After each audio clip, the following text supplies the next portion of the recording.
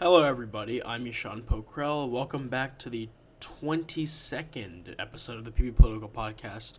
Releasing a couple days late, which is my bad.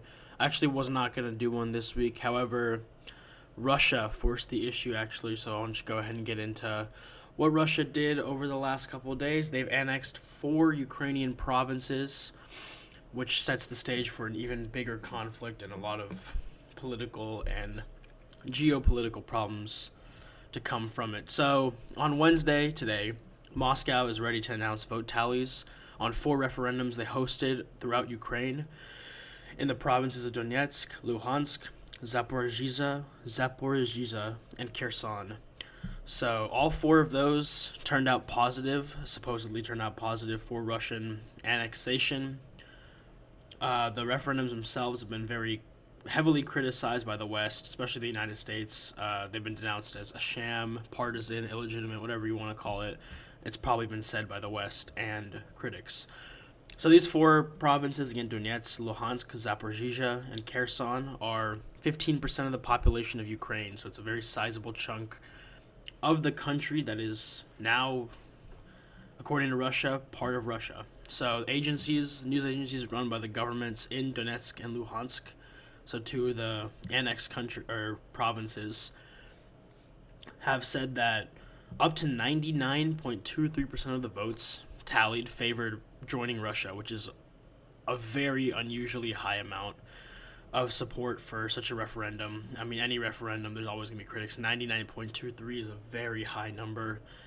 There's also been reports that there's also been videos actually, Russian officials taking ballot boxes from houses to house with armed men behind them, so it seems that they could be pressuring votes.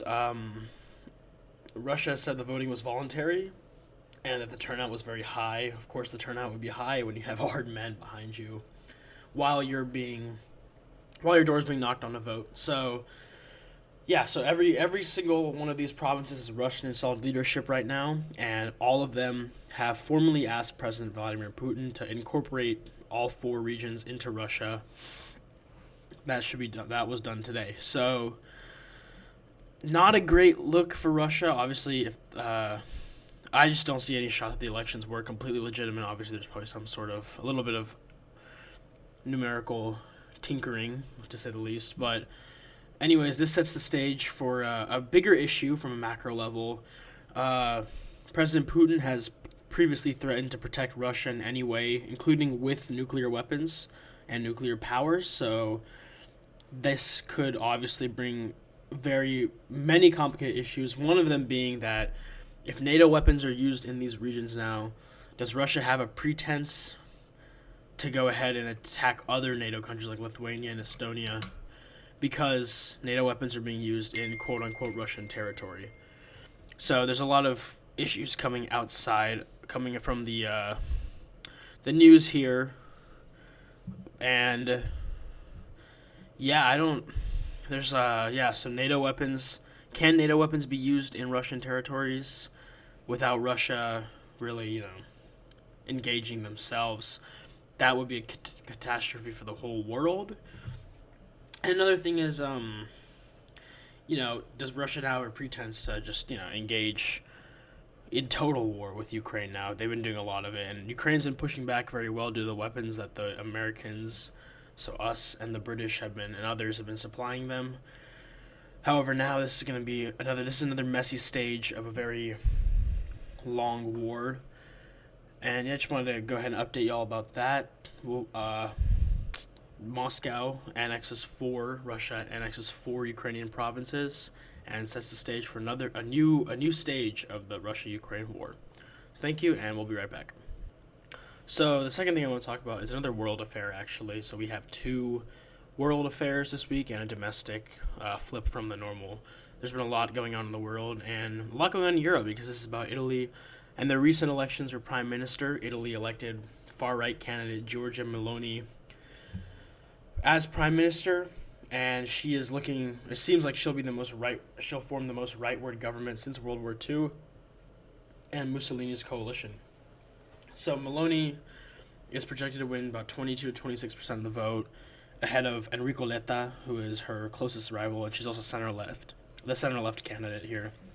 The coalition, the far-right coalition, the right coalition that Meloni is propelling to power includes the Brothers of Italy Party, that's the English name, the Far-Right League, which is led by Matteo Salvini, who has now been pressured to resign from the leadership after their poor performance in this election, as well as former Prime Minister Silvio Berlusconi's center-right Forza Italia.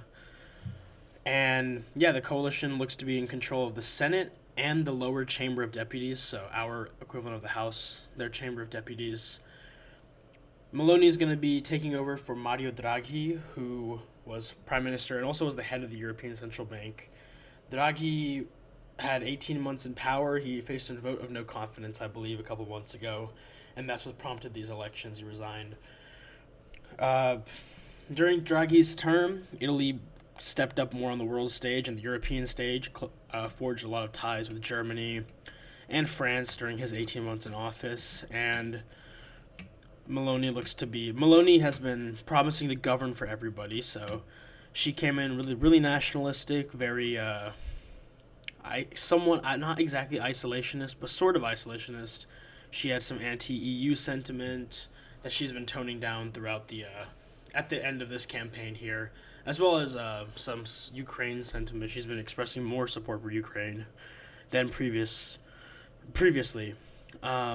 A little bit of opposition, so Deborah Sarakiani, I don't know how to say those names perfectly, but she insisted that the far-right coalition has the majority in parliament, but not in the country, so Italy looks to be, there's a lot of denial, sort of, also a lot of protests to these victories for the far-right coalition.